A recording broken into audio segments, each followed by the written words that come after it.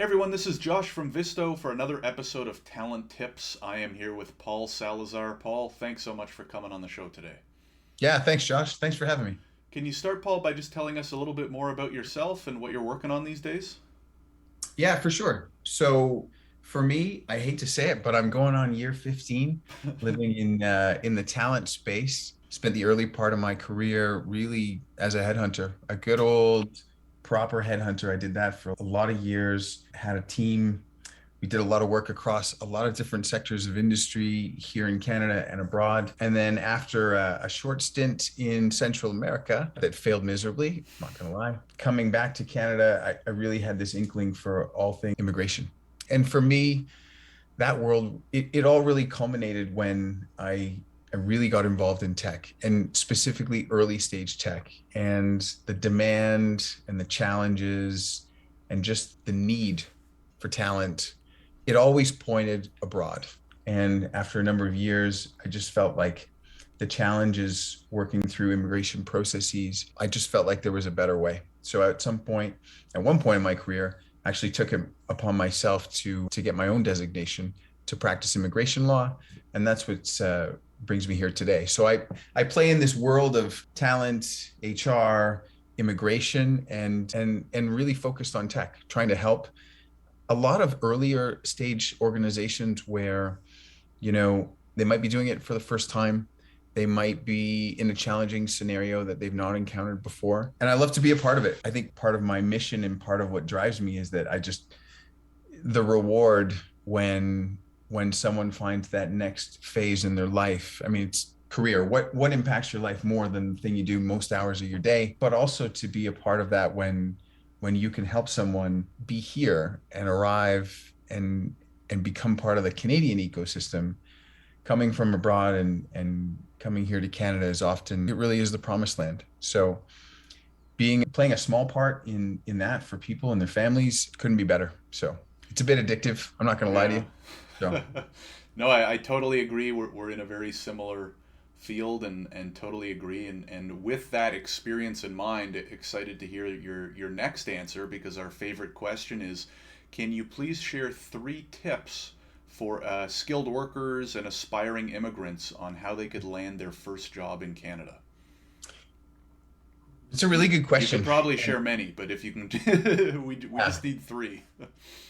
look, I think tip number one, get really good at your story. I think that is the most important and compelling piece of advice that I could give to anyone. You know, I have my oldest boy, he's not a boy. He's going on 24 actually. He's in this transition period in his life where he's exploring new career opportunities.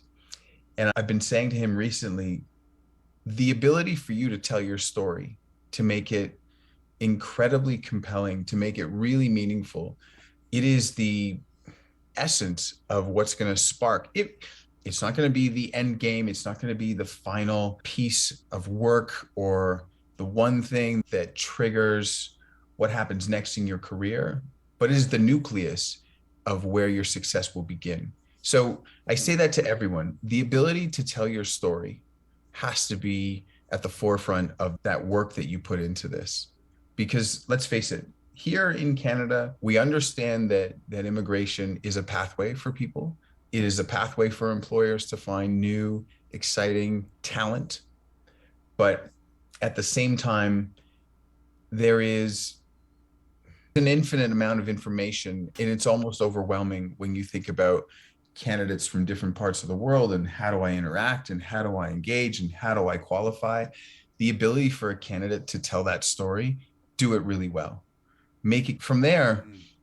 Josh, you and I know it's a process. It is a solvable problem.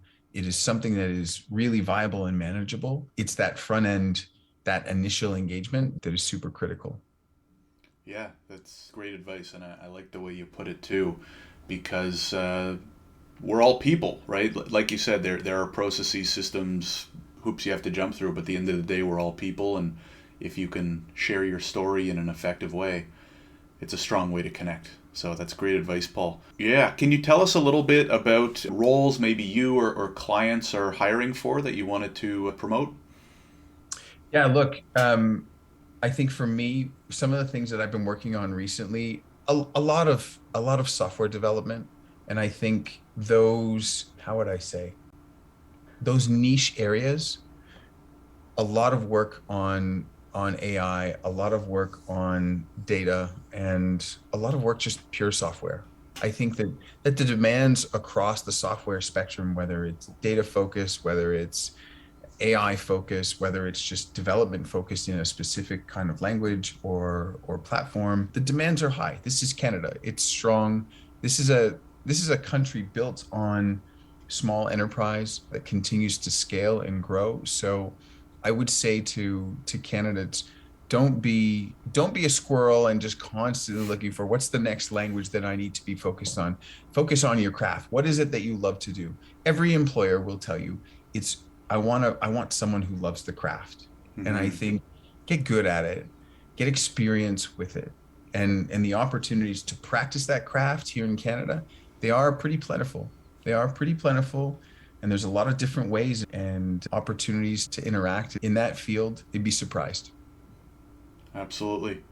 Yeah, great insight.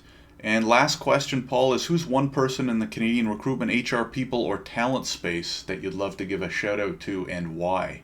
Hmm.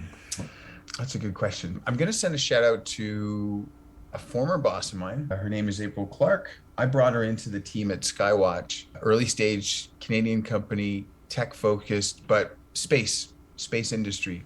And I think there's a tremendous amount of work in the space tech business that we don't know about, that is not necessarily front and center in terms of what's getting all the attention in the news, but April's built a lot over the years. She's been in the early stage tech space and she knows what it means to build a team that's cohesive, that's engaging, that's inclusive within that industry and within that ecosystem of space and space tech. I think there's a lot of opportunity that will continue to evolve and present itself for people coming from different walks of life, from different parts of the world. They've done a really great job bringing in some really top talent from around the world, diverse female gurus in software that is not necessarily the norm, from different parts of the world, from the continent of Africa.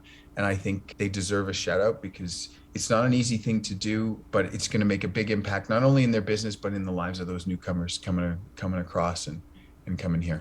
So kudos Absolutely. to April. Yeah, that's a great shout out. Paul, thanks so much for coming on the show and sharing these tips. If people want to learn more about you or get in touch or learn about your company, where do you recommend they go? Yeah, you know what? LinkedIn's probably the easiest. Just find me on LinkedIn. Drop me a message. Always happy to chat. Sounds good. We'll include a link to that in the description. Paul, thanks again for coming on the show. We really appreciate it. Yeah, I appreciate it, Josh. Thanks again.